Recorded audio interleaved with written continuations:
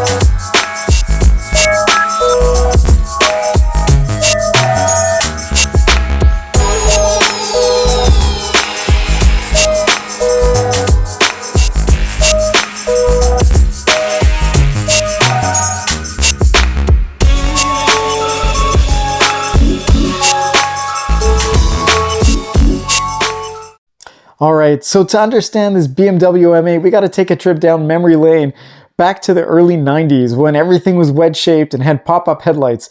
And that was the era that the BMW 8 Series came out. It was a really cool car at the time, but it was very expensive. It was also BMW's flagship car, and it cost a lot of money. And because of that, not a lot of people bought it. And so it kind of fell away by the wayside and was forgotten for many, many years. I came across a few when I was growing up, and I always thought they were so cool to look at. But again, they weren't very popular, so not a lot of people knew about them. Fast track to where we are now, and back in 2018, BMW, they came out with the 8 Series again, and it was so cool when it came out. I always thought it looked amazing. It was beautiful in the way that it was styled, and to be honest with you, I think it looks a little bit better in the hardtop. The proportions on the convertible are a little odd, feeling a little squished, but other than that, it's a beautiful car, and it didn't suffer from all the controversial things that you have on the new BMWs with the giant grills and some of the odd proportions of the front ends. One of the things I love about the BMW M8 is the headlights. If you take a look at them, they've got so much depth to them. These are the upgraded sort of laser lights that BMW has now, and they are just so cool. Not only are they incredibly bright, but they also have so much dimension to them.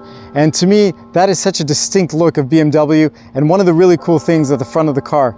If we take a look at the grille, it's a beautiful sort of BMW kidney grille here, a little stretched out, but one of the things that I think is really amazing about it is you've got this giant open grille. It's not like a lot of modern cars that are closed off, and the reason for that is this car needs a lot of air. With the giant engine that it has and all the power that it produces, it needs a lot of air coming into it, and so everything is all open over there.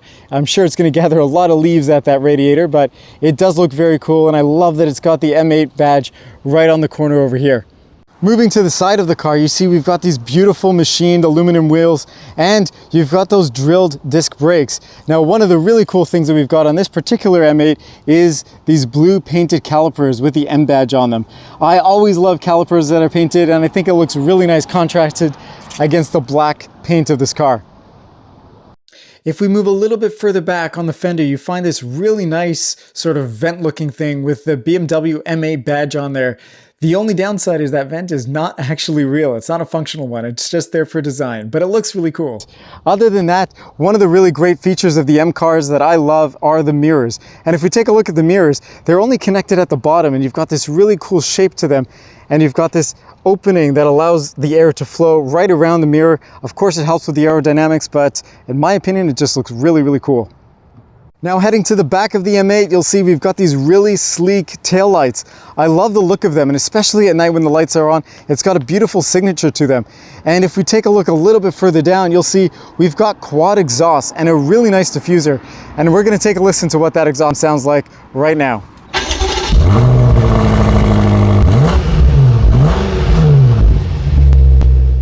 Okay, so now we're going to move to the interior of the car, and this is one of the things that I think BMW does an amazing job at.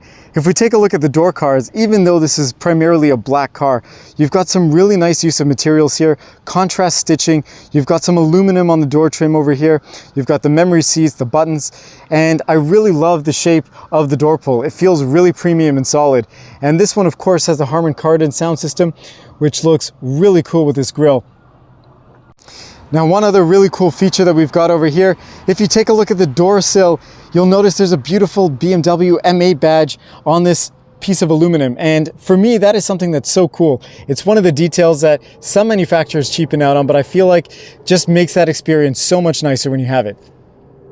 Of course, the most striking part of the interior of this car are the seats, and just take a look at them. They are absolutely beautiful. You've got really nice quilted leather, and they are extremely comfortable.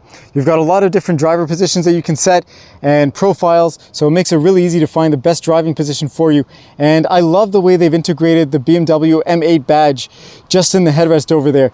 That's something that you don't get on a lot of cars, and I think just looks so awesome. One last thing that I'm going to mention about the seats that I think is really awesome and you don't get on every car is the fact that you've got this leg extender piece, and if you open it up, it allows people with longer legs just to have a bit more support under their legs. And that's something that I wish they had on every single car, because it just adds so much more comfort and it allows you to have a much better driving position. Even though this is a sporty car, you still have a lot of really great storage in here. You've got felt lined door bins on the door cards. You also have a really nicely sized glove box over here where you can stick a lot of stuff. And of course, you've got a little bit of storage in the armrest, and you press that really nicely weighted button, and both of these pieces open up, and it looks really cool, and they are built very well. That's one thing that you always got to give credit to BMW for. Everything just feels really, really solid. Now, taking a look at the steering wheel and the gauge cluster, BMW steering wheels are very cool. They know how to design them well, but in my opinion, they're a little chunky for my liking and taste, but they are really nice. And you've got all the buttons that you need right over here, so you don't have to go and fumble through an infotainment system or any touch sensitive buttons. That's something that I always really enjoy. You've got your heated steering wheel button over there as well, and the M badge just below, which is a really nice touch. And if you take a look at the gauge cluster, you've got a fully digital one, and that allows you to play around with it a little bit. There isn't a whole lot of configurability in there, but it is nice to have a digital gauge cluster. It just makes the car feel a little bit more modern. And of course, you've got paddle shifters. They are plastic. It would have been nice to have them in metal, but it is nice to have paddle shifters on a car that is this sporty. And of course, you've got different memory settings that you can set over here. So if you wanted to have different profiles of drivers, that's something that you have the ability to do, and you can shift through them very quickly and easily. Now, I have to give credit to BMW, because back in the day, they had really frustrating turn signal stalks. And now, well, if you take a look, when you turn them on, they stay where they are, and you can cancel them whenever you want, and you know that they're on. Now, moving on to the center console area, BMW has done a really nice job of integrating all the buttons that they have over here in the central area, and it is a little busy, so people who don't like buttons or want a very sort of clean looking interior, this is not the car for you. But I love the way that we have this rotary dial. It allows you to go and integrate with the screen in a way that sort of doesn't force you to take your eyes off the road. And that to me is really fun. It does feel very natural to rest your hand here and remember where the buttons are. And you've got BMW's M shifter, which is a very cool thing, but it does take some getting used to. If you're not used to BMW cars, you have to remember that putting it into drive is not just bringing it down. You've got to shift it over, and neutral and reverse are also in sort of an interesting pattern, and park is a button that you see over there. Other than that, it is a really functional but nice looking center console. The only thing that bothers me a lot with cars like these is you've got a tremendous amount of gloss black. And as you can see, there's a lot of scratches and sort of dust that comes up. It's almost impossible to keep clean. And that's something that is always frustrating with modern cars. But it does look very beautiful, and I do enjoy the fact that you've got a really nice layout over here. One thing that BMW really enjoys doing is giving you physical buttons for a lot of things. And that's going away. With all the newer stuff, a lot of it is touchscreen, but in this car, we still have the physical buttons that you can program for your memory stations, and they're actually touch sensitive. So you don't actually have to press them if you don't want to. You can just hover over them, and it'll tell you on the screen what station or what preset you have. That's a neat feature that sometimes you don't really pay attention to, but I love those little details that are sort of hidden in it. The vents are really nice. They look very premium, and they feel very premium when you play with them as well. And I love that they've integrated a little screen in the center here to tell you the temperature and the fan speed, and it allows you to play around with that very easily without taking your eyes off the road. Now, the rear view camera on the infotainment system is not bad, actually. The resolution is pretty high. The only thing I would say is that it doesn't really take up the entire screen, and it would be really nice to have that. Although I love that it has the top-down view. That is really cool, and it shows you also the distance of how far the doors will open. It's a relatively large car, and the doors are pretty large as well. So that tells you exactly how far the doors are going to open, just to make sure you don't hit anything that might be beside you. So the infotainment system is a really nice looking screen. You also have a fully functional infotainment system, but I have to say the one downside of it is it just looks a little bit old. Even though this is a 2020, it's not that old of a car. You really see the difference between some of the modern stuff and going back just 3 or 4 years. And the infotainment system is not bad. It's very user-friendly and it's easy to use, but the quality of it just isn't quite there. One last thing to note is you've got 2 really great cup holders that you can hide when you don't need them. And of course, when it gets dark, you've got some really beautiful ambient lighting. One of the things that we have to get used to with this car is the fact that the visibility is not great. You have to get used to the fact that you're in a very low slung car and the roof is really raked. It's a very steep angle, and so that takes away a lot of the visual space out the windows, and that is something that you'll have to get used to. But other than that, if you wanted to open the roof up, you've got a beautiful convertible top here, which we're going to open up now so you can see.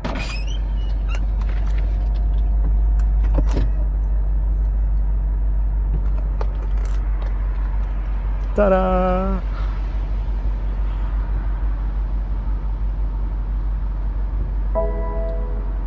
And now to close it again.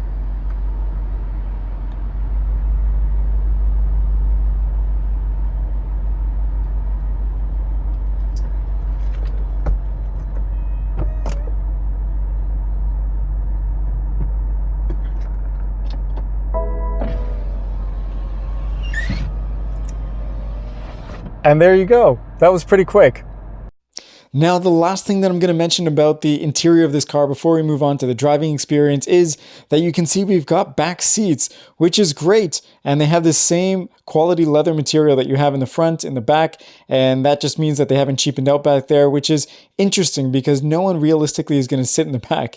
I mean, those seats are so small. They're really, really tight. So unless you don't have any legs, that's a great place to sit. But you do have the child anchors there if you want to put a car seat. Other than that, it's really nice to have them in a pinch if you really, really needed them. All right, just before we go on our drive, I did want to mention a couple quick things about the sort of ergonomics of this car. Now, the driving position is excellent. It is really easy to get comfortable in this car, and I like the way everything is set up. It's all within arm's length, except for the seatbelt. I have to reach pretty far back for me to go get the seatbelt. I wish there was one of those things that sort of brought it to you. This is a luxury premium car, and it would be nice to have something like that so that you don't have to go and reach all the way around to get it. But we are going for a sporty drive here today, and we're not looking too much about practicality, even though this is obviously a practical car as well. All right, let's see how it drives.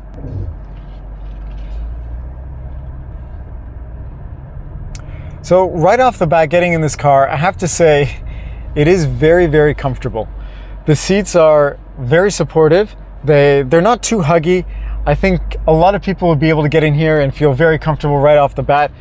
And even though the visibility isn't great because of the low slung windows and the big pillars, you do have a very cool feeling getting into this car. You also have a heads-up display, which is very large, and it gives you your speed. It's got a tachometer, so you get an idea of what's going on around you. It also tells you what the speed limits are, which is something that is really nice. A lot of modern cars have those nowadays, and I think it's great when you have it in a car like this, where you're probably going to be going relatively quickly and you want to make sure that you have a good understanding of what the speed limit is. Even though this car has a lot of power, it's not an intimidating car to drive. It's something that I think anybody could probably get into and drive with ease.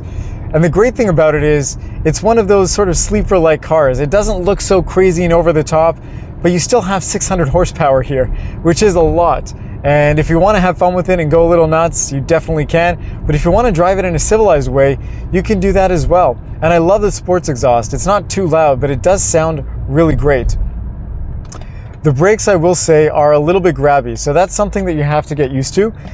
They are definitely performance brakes, and they are very over-assisted sort of right away. So the second you just tap on the brakes, you feel that it sort of grabs you pretty quickly. The steering is very light though. It doesn't give you a lot of feedback, but if you're looking for a car that is easy to drive, that is very sporty, that has the 4 seats and is a convertible, this car does all of those things very, very well. So who is this car for? Well, I believe this car is for somebody who wants a more mature sports car, something that's not going to be really shouty and in your face, but wants something that's cool, that has a lot of power, that is still fun and exciting to drive, that you could take around every day and still has the practicality of putting things in the trunk or potentially using the back seats. It's not like a really tight sports car that, you know, you wouldn't be able to do that with. And of course, when you want to open it up and enjoy it, you definitely have that power. I'm going to find ourselves a little side street where we might be able to open things up a little bit more.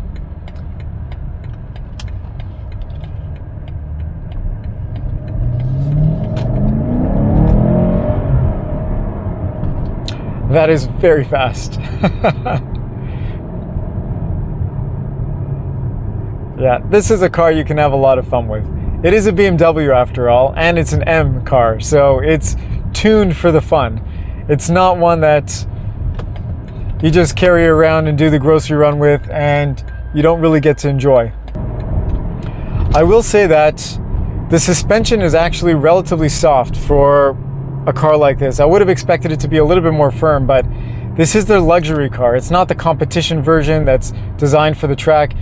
So it is really comfortable, and it's quiet in here as well. You don't have a lot of road noise coming in. You definitely hear the engine and exhaust note, which to me is very cool. Some people may not want that, but if that's not your thing, you shouldn't be buying the sporty version. But it really is a great car to drive, just in terms of that overall experience. It's not too in your face with noises and rattles and shaking you around. It is very quiet and very comfortable in here. So as a sort of luxurious sports car, I think it nails it pretty well. I'm going to open up the roof so that we can get a sense for what that's like, and hopefully the wind noise won't be too bad. Because of course, if you are buying this car and you got the convertible, you got to take advantage of it. That is one of the beautiful things about having a convertible. You've got all the sky in the world above you. You can hear that exhaust sound. And the nice thing about this particular car is it lowers all the windows as well. So you really do have this open air experience. So I'm going to go for a little bit of a spin here so you can get a sense for what that sounds like and feels like. And I hope you enjoy it. Now there is one last thing that I wanted to mention here just as we go for our drive, and that is this car was designed to be a grand touring car. That means it's designed to go for long distances, be super comfortable, give you a lot of power, but really enjoy it and not really be a track weapon, and that's something that I appreciate. So many cars nowadays, you know, they have super firm suspension, they're designed to haul you around a racetrack super fast and get a great lap time, but it's not something that you want to have every day. This type of car is really for someone who potentially wants a muscle car, but wants something a little more luxurious with a nicer brand. Yeah, that doesn't get old. 600 horsepower in a large convertible sports car is still very exciting. I know it's a heavy car and it's a big car, and you're probably thinking, Yosef, it's not really that sporty, is it? But it still sounds really good, and the kick that you get with that 600 horsepower is impressive. So, how does this car really compare to the competition? Well, you've got the Mercedes AMG GT, you've got, of course, also competing with the BMW M4, you've got perhaps a Porsche 911 Turbo as an example. Those are all really great cars too. In terms of value for money though, I think this one takes the cake. You've got a lot going for it, and it's not that expensive for what you're getting. And if you wanted to get one a couple years old like this one, you know, you get a tremendous amount of equipment. It's a lot of car for the money. So that's something that I would definitely consider. And it still looks really great and modern, even though it's a couple years old. And that's something that I think is really important. If you're buying a car that you want to keep for a bit of the longer term, or you still want to enjoy the modern tech and have the looks of a modern BMW, this one still has it, even though it's 4 years old now.